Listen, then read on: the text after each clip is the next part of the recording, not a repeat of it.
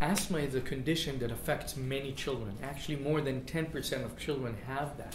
And in recent years, the recommendations for treatment included inhaled steroids in prolonged periods of time, those puffers that we give children for chronic asthma. But the problem with those steroids is that they can leave a mark. They may cause even reduced growth in those children.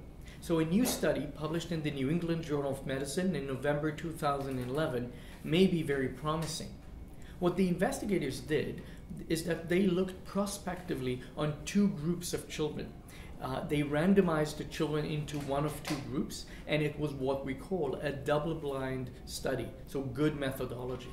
What they did is they followed over almost 300 children between the ages of 1 and almost 5 years of age, and either gave them a low dose of budesonide, an inhaled steroid, 0.5 milligram, but year-round, whether they had wheezing or not. In the other group, they gave a higher dose, 1 milligram of budesonide, but they gave it only when symptoms initiated, so in an intermittent way.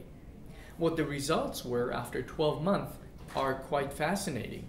They found that the group that got the higher dose of budesonide had much less steroids in total. But from other perspectives, there was no difference in terms of quality of life, the hospitalizations for asthma, or the measurements of growth in those children receiving this.